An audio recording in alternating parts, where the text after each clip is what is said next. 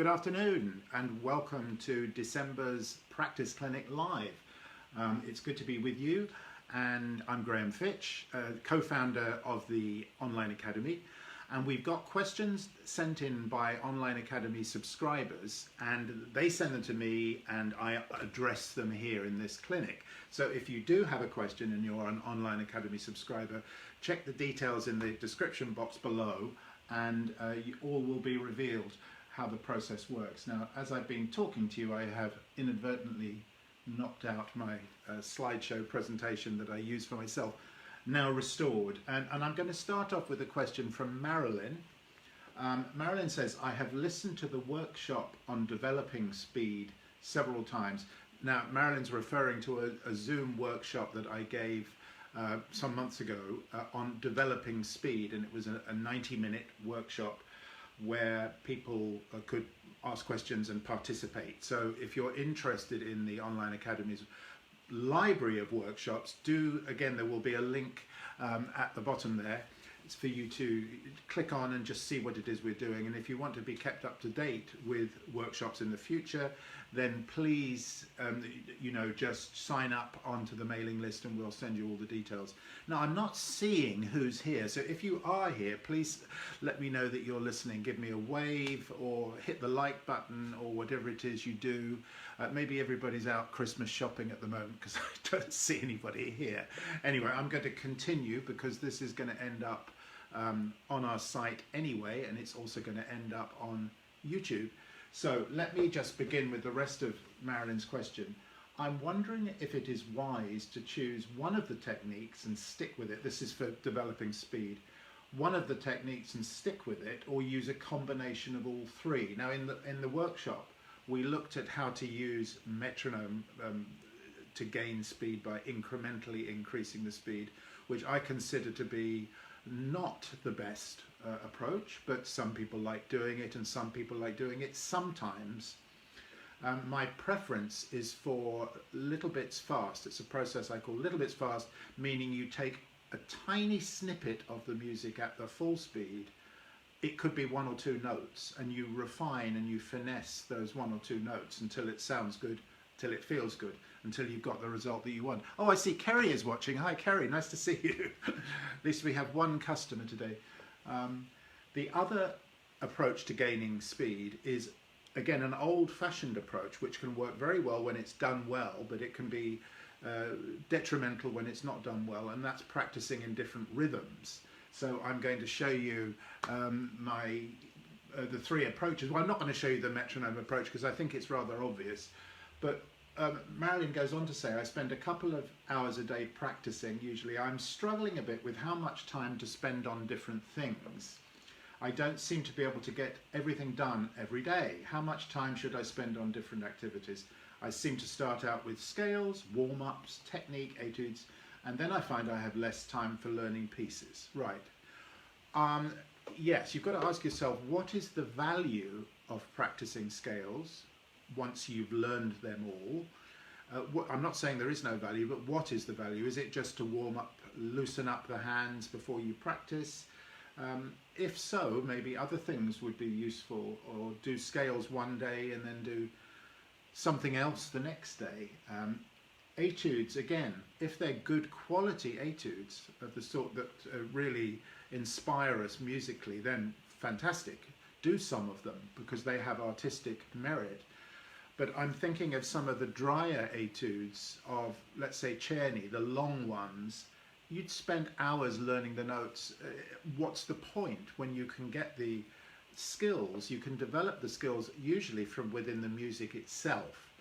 And we've got this dichotomy in the piano world: exercises and studies for technique, and then go over to repertoire to use the technique, or develop your technique from within the piece, within the repertoire, which is the tradition that I've come from.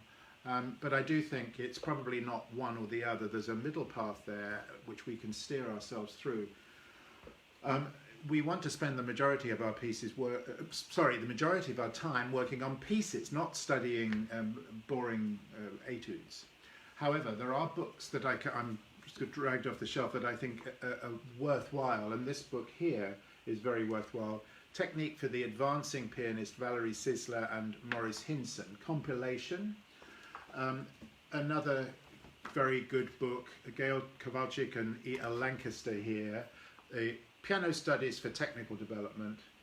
And then there's the usual Czerny, but I've chosen this particular one to show you, which is Opus 821. It's 168 measure exercises. So if I open that up for you, you can see they're very short. Now when it comes to etudes, short is sweet. Because if you really want to develop, let's say you want to develop stamina with a certain thing, and yes indeed there is such a thing as stamina in piano playing, just repeat the study 2 or 3 times. You know, you don't have to learn more than 8 measures, and the technical issue is within those, contained within those 8 measures. And then I've got some something a bit unusual, but I think is excellent, and this is Vincent Persichetti's reflective keyboard studies. They're all in mirror image. I wonder if I'm allowed to do this, probably, just quickly.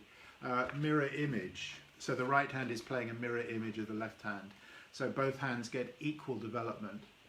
And then you've got, for the intermediate player, there's really nothing better than the Burgmüller. These are lower intermediate pieces. This is the Opus 100, but you've got the Opus 105 and the Opus 109, which are a little harder, which are lovely. As musical works, they stand. They're not just to do with technique. So to get back to Marilyn's question about getting something faster, I've chosen 2 items here.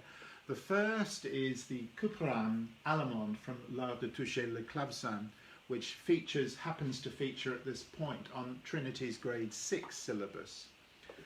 It's one of the group A pieces. And, you know, it's marked légèrement. It's fairly fast without being hyper fast. So if I give you an idea of what the speed I would imagine would be, I mean, as I would want it.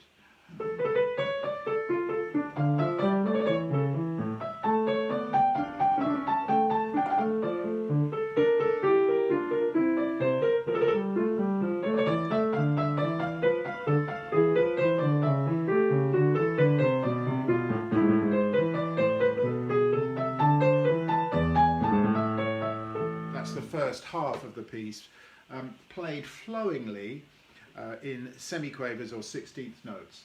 Now, when we are learning this music, I think it's really a very good idea to do so at the speed of mistakes, the speed of no mistakes, not the speed of mistakes. After we've had a couple of read-throughs, I see somebody liked that, yes.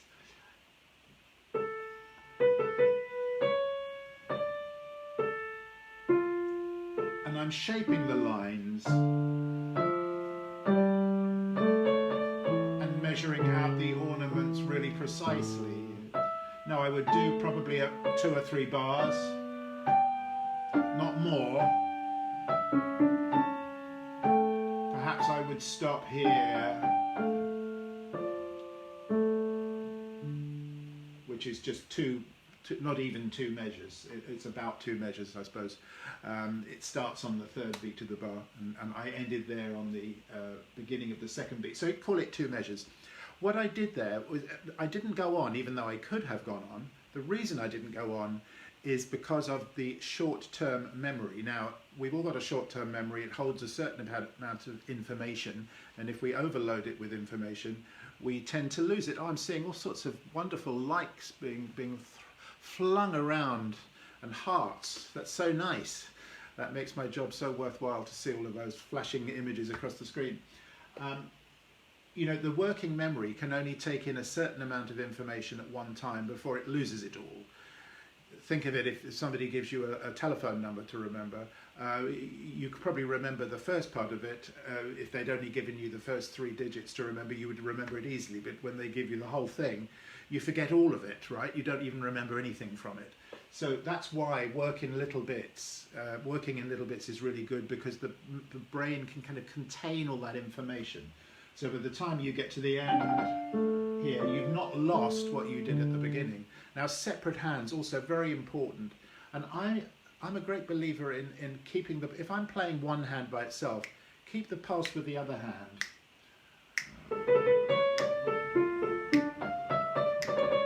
playing a bit quicker because I can play one hand quicker than two hands together.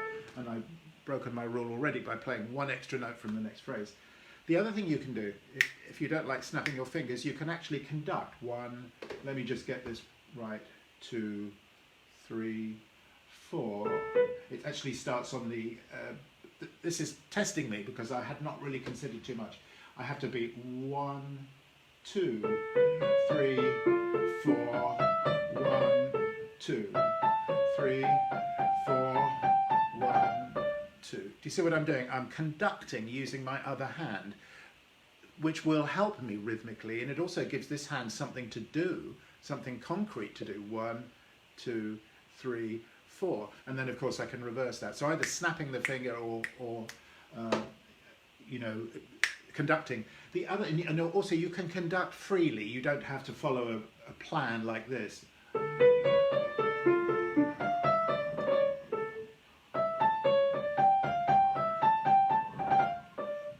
And snap your finger as well if you want. Now let's say you've done that and you're wanting to go quicker. Well, rather than doing the old-fashioned metronome approach where you set the metronome to 60, how is 60? 1 higgledy-piggledy, 2 higgledy-piggledy, that's about 60. And play 8th note, quaver equals 60. And then crank that up to 62, or if you're feeling really bold, 65. And then playing it until you can do it beautifully at 65 before cranking it up to 70. This is really not, in my mind, the best way of doing it. It takes a long time, and you'll probably reach a ceiling after which you find it difficult to go. Chaining is, for me, by far the more superior way of getting to the goal. It's the quickest way of getting to the goal. And what I'm doing is, it might just be 2 notes. How ridiculously simple is that? I'm just playing 2 notes at the speed I want. And I'm having it sound good and feel good in my body. I'm now happy with that, so I'm going to add another note. Yeah, my ornament was a little heavy. So before I repeat, I'm evaluating what it was I liked or didn't like about my previous attempt. So there's going to be quite a bit of thinking time. And this is what's important, the thinking time, not just mechanically spitting that thing out of the hand, but that now feels lovely in my hand. And my ear is satisfied. I'm going to repeat that. And this is a wonderful thing, because if I'm going to repeat 2 or 3 times or 4 times, the last couple of times, look down at the keyboard. Memorization, you can do this as you go. Now the ornament I'm still not quite happy with. It feels a bit spongy to me. So I'm going to see if I can crisp it up a little bit. Yes, okay, good. I'm happy with that. Now let's see if I can go on a little further. Maybe I'll add this time 2 notes. It doesn't literally have to be 1 note. It could be a group of notes. I would see that as my first group. And I would finesse and refine that until it felt and sounded as I wanted at the tempo. Before I would then add, now my hands are coming together.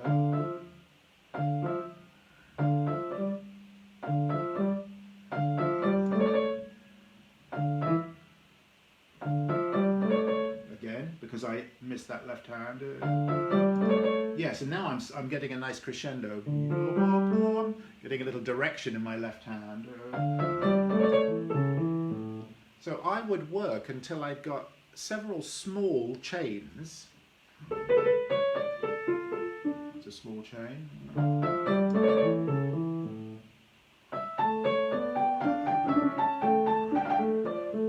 That's a slightly longer chain because the phrase is longer. So I naturally want to feel that phrase length, and then I can start with my next phrase. Now it could be that I want to overlap, so I take the last little bit of the old chunk and the first part of the new. Now I didn't really like the sound at the end of my bar in the right hand. My pinky was too... it protruded too much. Let me see if I can do it better. I want a little bit more of that and less of the E or thing. So do you notice what I'm doing? I'm listening really, really critically as I'm doing this process. And I'm not allowing myself to get away with physical discomfort, tension. I'm not allowing myself to get away with bad sound or any sort of irregularity of pulse, of evenness, which of course is the same thing as sound. So what I'm really doing there is breaking the music up into bite-sized chains and then linking the chains together. So maybe the next time I would do two chains together. Wait as long as I need here. As long as I need. I'm kind of planning what it is that I'm doing next. I'm pre-hearing it, I'm pre-feeling it, pre-sensing it.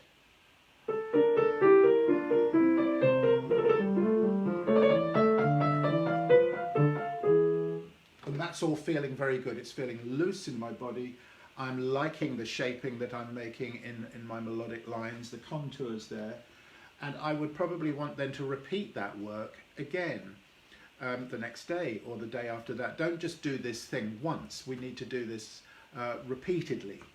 And here I like to think of a course of antibiotics. You know, if you're prescribed a course of antibiotics, one pill is not going to cure you. You might not even notice any difference after one pill.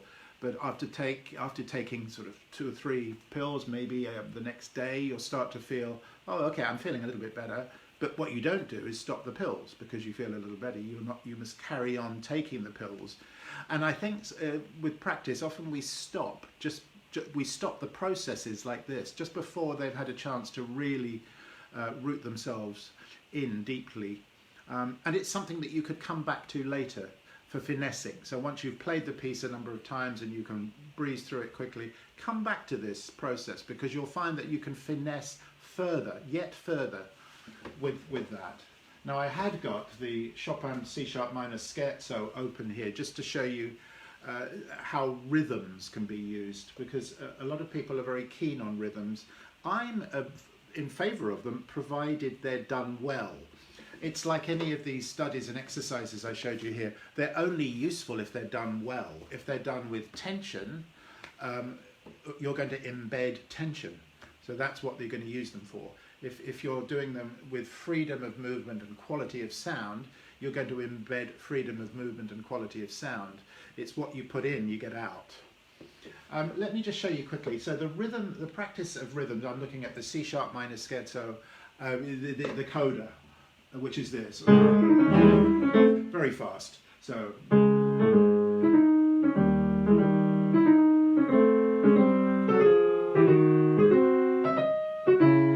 this is rhythm practice. Dotted rhythms. Now, okay, what I'm doing effectively is pausing on one note. And when I pause on that note, I'm physically switched off. In other words, there's no tension, there's no pushing into the key, but mentally, I'm attentive to what I've got to do in the next burst of 2 notes. So it happens to be a burst of 2 notes. Slow, or rather stop, and then param. And that param is at the speed of the piece, and with the energy of the piece. And then pause on that note. So as soon as I land on my slow note, I switch off all effort, as it were. I'm no longer, well, I shouldn't be pushing into the key anyway, but I'm not pushing into the key. Any effort that it costs to do this explosion is immediately released. And I'm just balanced. Don't make these movements. I'm showing you these movements just to show you that I'm just balanced on those keys.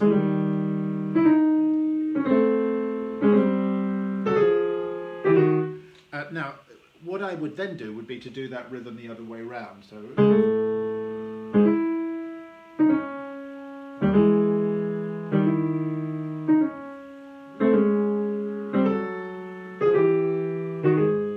yeah, that was sluggish. Groups of 2. you could then, this is a piece with 3 beats in a bar, so you can't really go to groups of 4. You could, but I'm not going to because it would screw up the metrics. But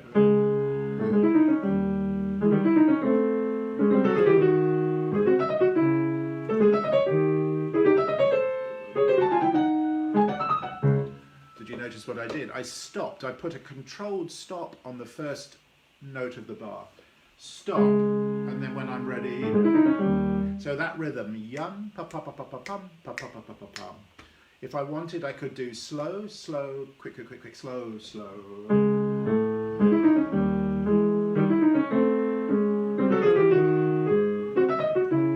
I could do quick, quick, quick, quick, slow, slow. Nope.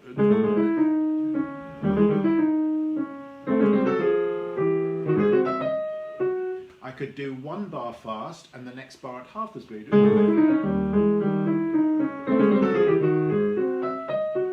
And then the inverse of that. Do you see how this works? So I'm mixing up, when I do rhythm practice, I'm mixing up slow practice and fast playing.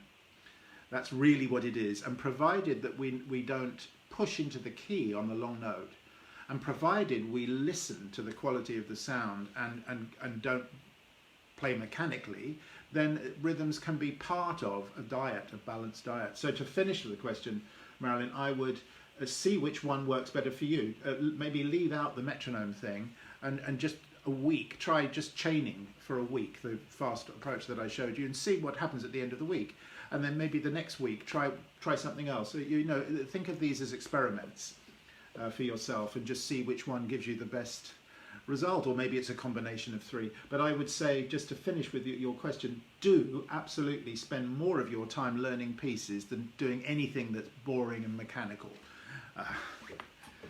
So moving to Derek, who says he would appreciate some help with the trio section of Schubert's A-flat Impromptu from the 2nd set.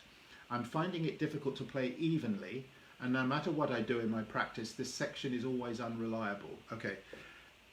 Right, the word evenly applies to 2 things when we're talking about music, either even in terms of tone, in other words, no bumps and lumps.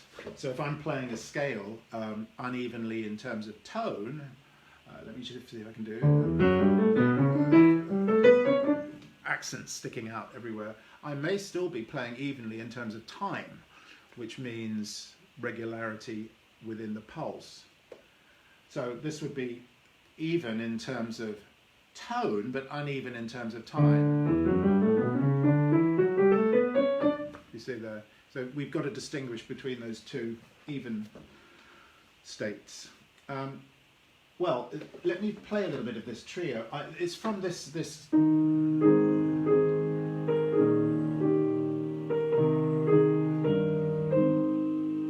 wonderful impromptu. It feels like a saraband or some sort of dance. Stop. Move. Stop. Move. Stop. I love the way it stops and then starts again and moves, and then it stops again. And the thing with the trio, it doesn't stop. It's the opposite. It's constantly flowing with these triplets.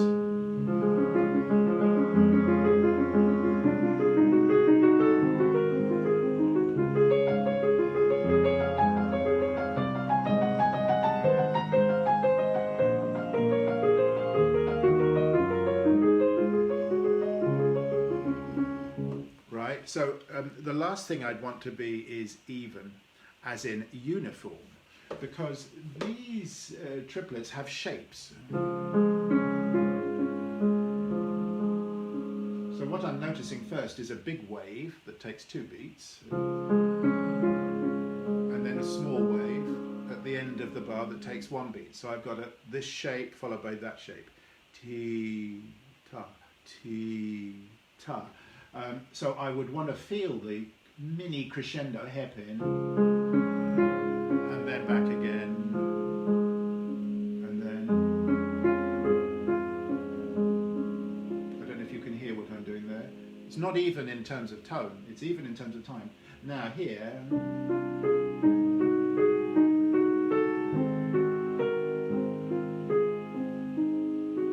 I'm finding a hidden melodic line on the top of my right hand triplet.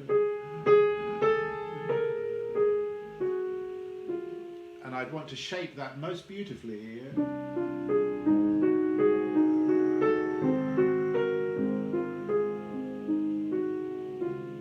So when I'm practicing slowly, you see, this is the thing, people misunderstand slow practice. They think it's mechanical.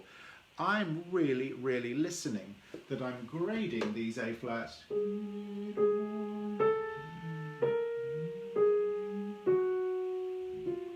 So that they create something really gorgeous, really beautiful.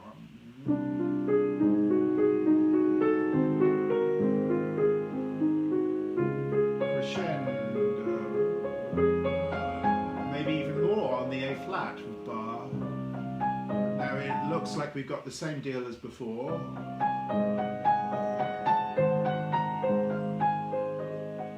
Yes, but now the thumb seems to emerge as the leader of the... If I play just the left hand against my right thumb,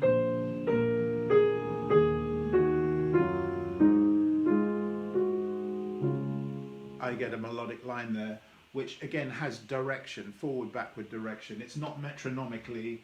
Let me try it metronomically. That sounds kind of constipated to me. I want it to move here.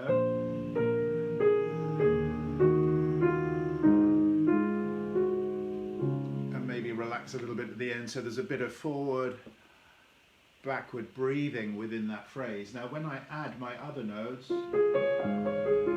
Oh, I'm in the wrong spot, sorry, here. I'm from bar 55, in case you're wondering. No, that was too much accent on the B flat.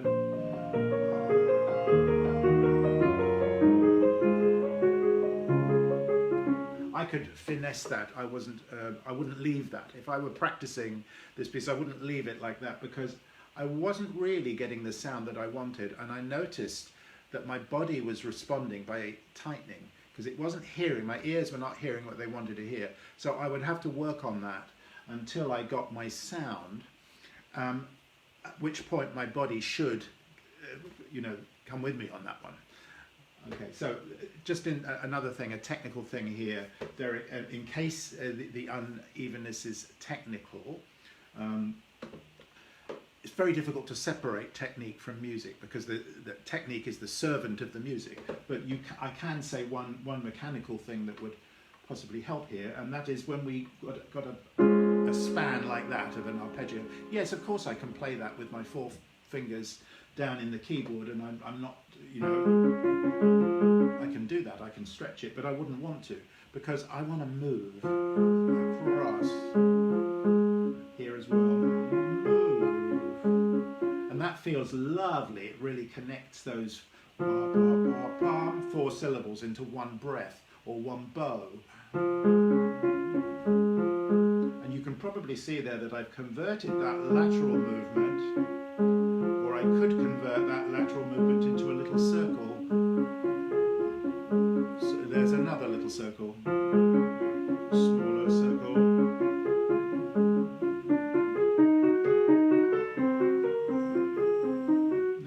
I feel there that helps my hand move. When I get to the 4th finger, I feel like I want to rotate from 4 to 1, 3 to 1. So in other words, I'm rotating into my thumb each time.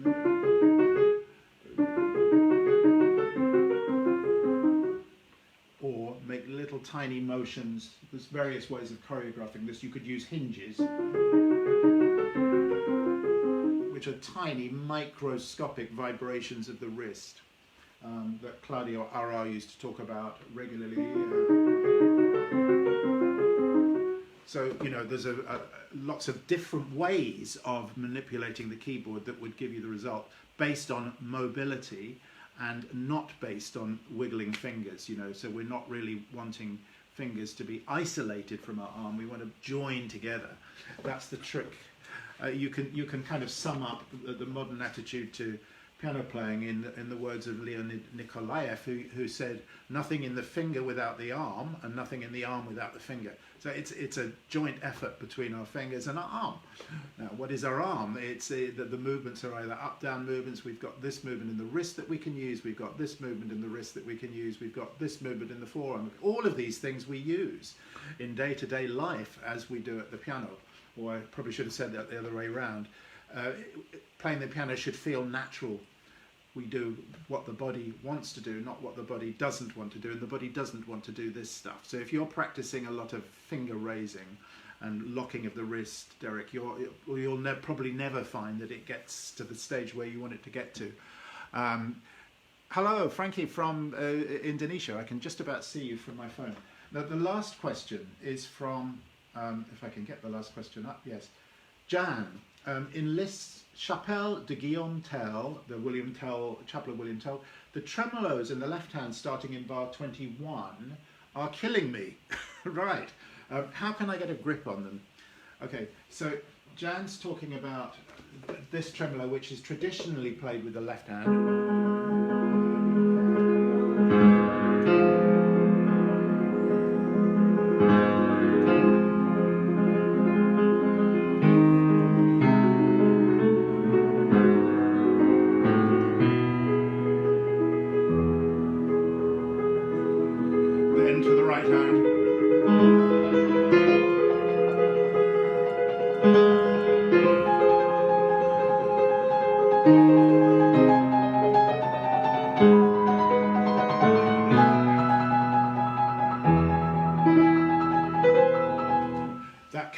I'd need to work on this bar a little bit myself there, that bar with the lots of right hand notes. I would need to practice up a little bit if I wanted to do justice to that piece. But what happens in a tremolo? A tremolo is really controlled from the forearm and its rotational movement within the key. So what we aim to do is to find the point in the keyboard where we don't have to come all the way up to make a repetition. And I can show you that on the, let me just take the chord at the bottom here. Now, I don't know how much you can see from the position of my phone here, but what I'm doing is finding the escapement within my key and just staying there rather than coming up all the way. So when you do, and then that note, that finger.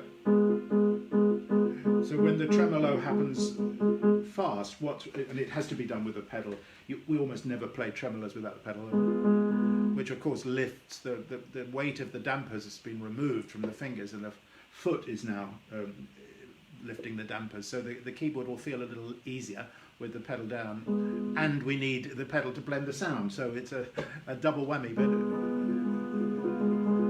can you see how I'm keeping that inside the key here? So the movement really comes from here. It's not fingers. Don't try and play it with the fingers. You won't manage it. Let the fingers be firm enough to find their position in the key bend. You can't have floppy fingers with that. It just won't sound. Firm fingers and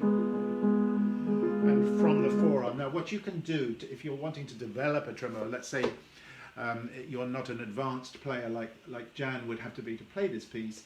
Let's say you're beginning with tremolos, or you're playing the Pathétique Sonata or something, and you're not coordinating. I'm going to apply it to this piece, but what I would suggest doing first is to break the pair up into a group of 6, so that you can put the accent here, then there. If you think higgledy-piggledy. There, here, there. And now I'm going to use my pedal for that. That gives each note the chance to be the leader rhythmically. So I feel solid on that, and then on that, the thumb. The 2 and the 4, then the thumb. And then you can also, with a tremolo like this, you can break it up. So instead of playing the 2 notes together at the bottom, you can play just one of them and just work each each note of the chord, as it were, and I would need to do that in this bar.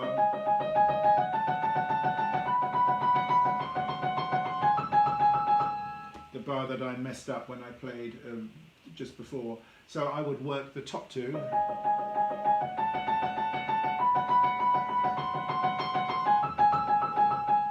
And then I would add to that the next note down.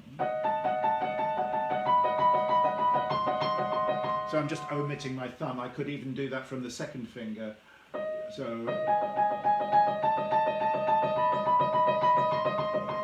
and then from the thumb, what would it feel like if I added my second finger to that only, not the other fingers? Yes, okay, now I'm going to play the thumb and the pinky, but the next finger down, so I'm omitting my second finger. Now let me put them together. I only needed to do that once for my hand to become friendly with this passage. But I might repeat that process a few times just to make sure that I've really got that. So Jan, the other thing I would do with these particular tremolos, they are metrically regular. In other words, they are organised rhythmically. 1, 2, 3, 4. 1, 2, 3, 4.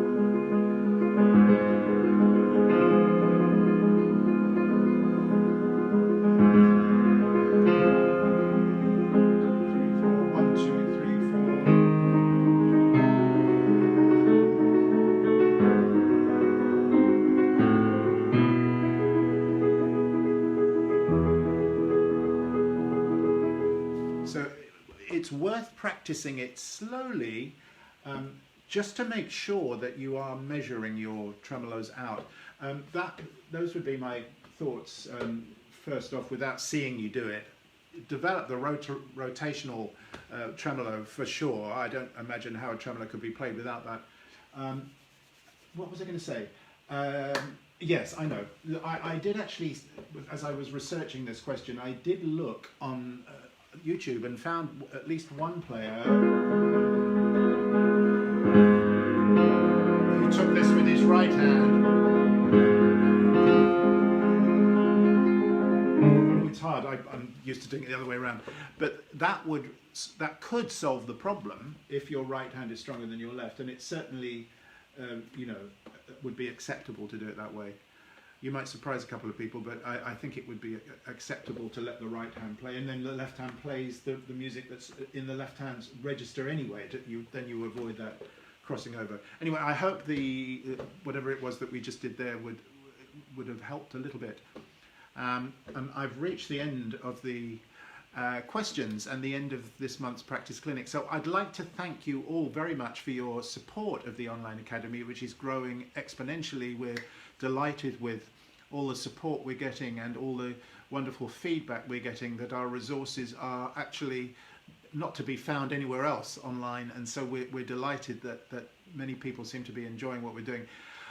This is it for now. It's the end of the year, so I'd like to wish you all a very happy holiday season, and I'll be back in January with the next practice clinic. See you then.